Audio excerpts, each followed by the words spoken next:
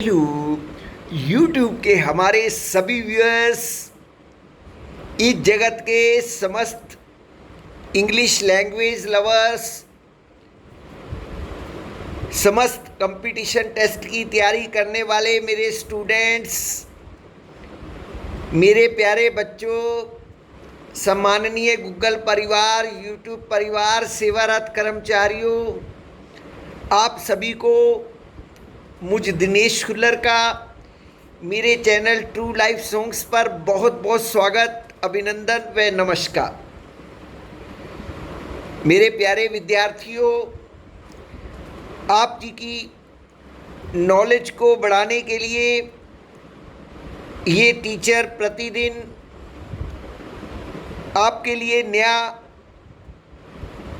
Contents लेकर आता है व्यूअर्स, और भगवान जी से साथ में प्रार्थना करता है मेरे बच्चों का, जो भी इस चैनल को देख रहे हैं उन सभी का भविष्य उज्जवल बने व्यूअर्स।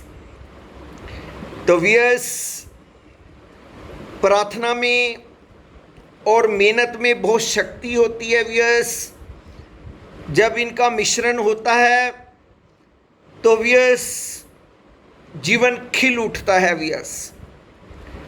तो मेरा अपना मानना है व्यूअर्स, मेहनत कीजिए, उस प्रभु से प्रार्थना कीजिए, तो एक दिन आपको सफलता जरूर मिलेगी व्यूअर्स। लेकिन केवल प्रभु से प्रार्थना करने पर और मेहनत न करने पर उसका फल कभी नहीं मिलता, जो सिर्फ भाग्य के सहारे बैठे रहते हैं।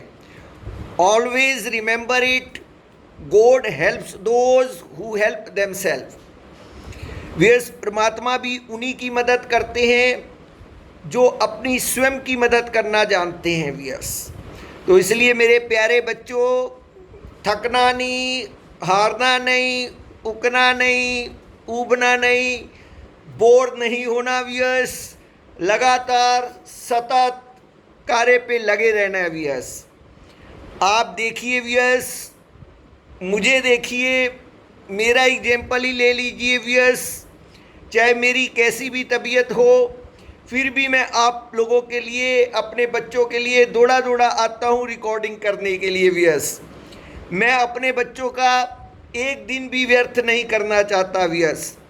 जब तक शरीर में थोड़ा सा भी दम है, मैं अपने बच्चों के लिए रुकूंगा नहीं व्यूअर्स। वो बात अलग है व्यूअर्स, बिल्कुल बैठ जाए इंसान तो वो तो बस की बात नहीं होती है व्यूअर्स। लेकिन जब तक 1% भी शरीर में दम है तो ये टीचर आपके सामने उपस्थित रहेगा व्यूअर्स। तो चलिए व्यूअर्स, आज की कक्षा को आरंभ करते हैं। आज की कक्षा में वोकैब, सिनोनिम्स, एंटोनिम्स से रिलेटेड जो मैं आज के 2 शब्द लेकर आया हूँ व्यूअर्स, वो है, सबसे पहला वर्ड है आर्टिकुलेट। व्यूअर्स, ध्यान से स्पेलिंग सुनिए, ARTICULATE।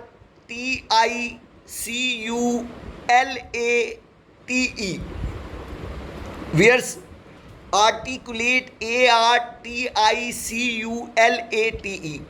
व्यूअर्स, ये शब्द का क्या अर्थ है? इसका शब्द का अर्थ है स्पष्ट या फिर साफ साफ बोलना, व्यक्त करना, उच्चारण करना। व्यूअर्स, ये शब्द भी बहुत प्रयोग में आता है।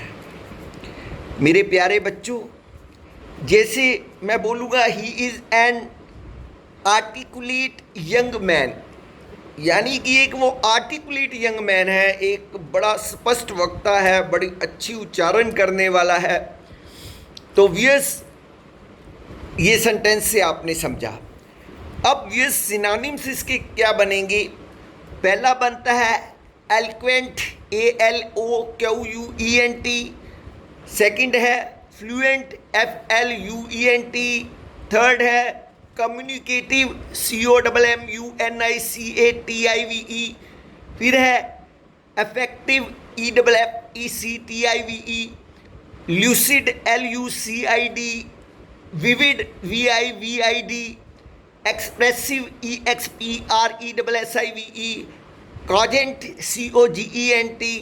comprehensible, comprehensible, understandable, clear, well spoken। तो मेरे प्यारे बच्चों, ये सारे शब्द आर्टिकुलेट शब्द से रिलेट करते हैं मेरे बच्चों।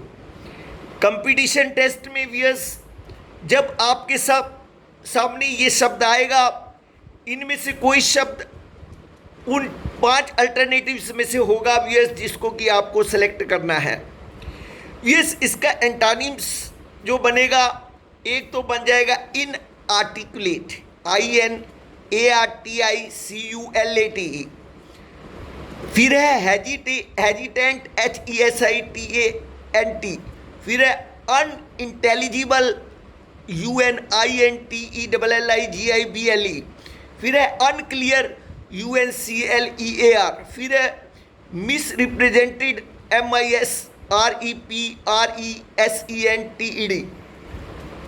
तो मेरे प्यारे बच्चों, ये थी आर्टिकुलेट, ये एक एडजेक्टिव भी है व्यूअर्स और एक वर्ब भी है व्यूअर्स। ये मैंने इस शब्द के बारे में पूरी बात आपको बता दी है व्यूअर्स। और आज का दूसरा जो शब्द है वो है सली, SULLY, सली। तो व्यूअर्स इसका मतलब होता है मैला करना, अशुद्ध करना, गंदा करना। तो ये एक वर्ब है viewers.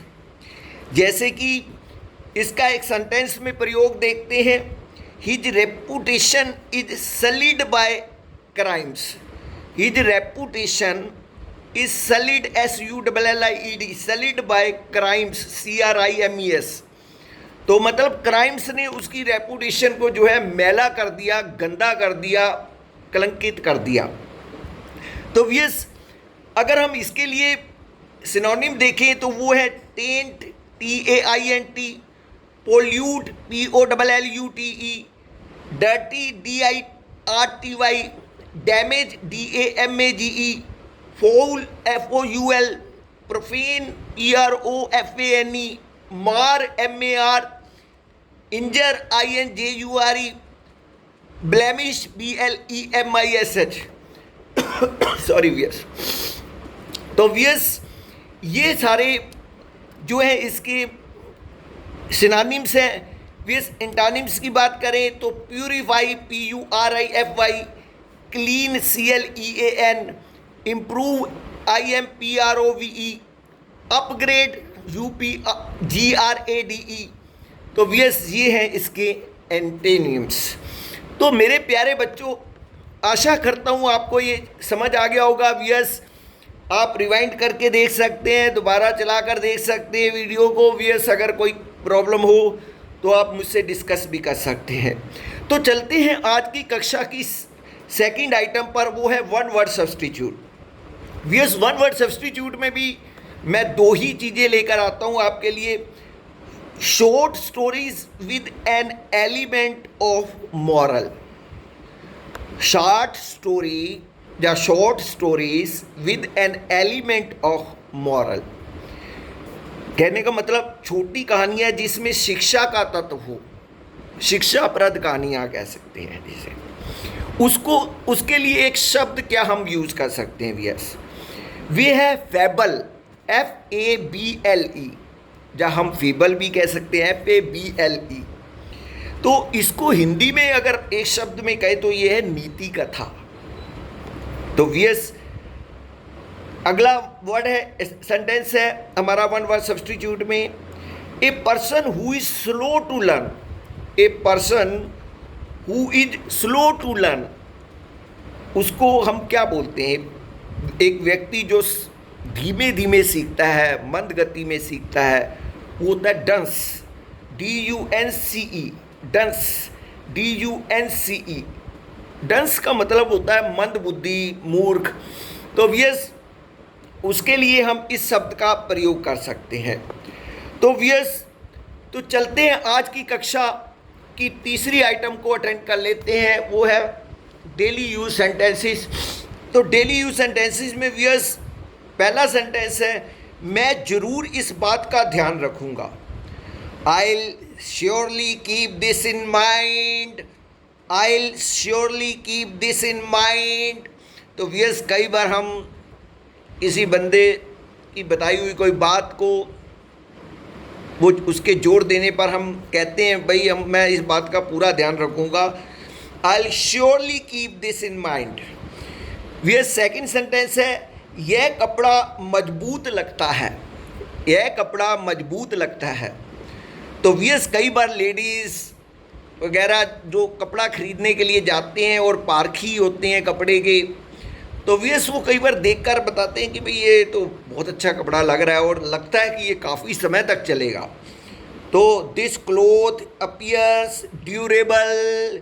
This cloth appears durable. DURABLE. This cloth appears durable. व्यस आज का तीसरा सेंटेंस है, इन दिनों मुझे पैसे की तंगी है. इन दिनों मुझे पैसे की तंगी है. तो व्यस इसके लिए बोला जाएगा I am hard up these days या फिर I am tight these days. तो व्यस कई बार बंदा कहता है मेरा हाथ तंग है, तो भी ऐसा बोला जाता है I am hard up these days.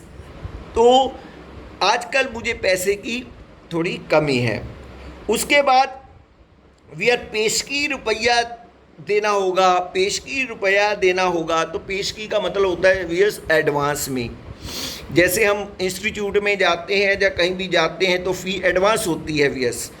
तो उसके लिए advance money will have to be paid. Advance money will have to be paid. Advance money will have to be paid. व्यस आज का अंतिम सेंटेंस है, उसकी मुट्ठी गर्म करो. व्यस बहुत गंदा समय आ गया है. ईमानदारी की परख करने वाले बहुत कम लोग होते हैं व्यस. लेकिन ये तो एक सेंटेंस है व्यस, कभी ऐसा करना नहीं मेरे प्यारे बच्चों. और जितना ईमानदारी से चलोगे परमात्मा की नज़र में आप अच्छे बनोगे व्यस. हमें दूसरे से क्या लेना, उस प्रभु की नज़र में हम अच्छे होने चाहिए व्यस.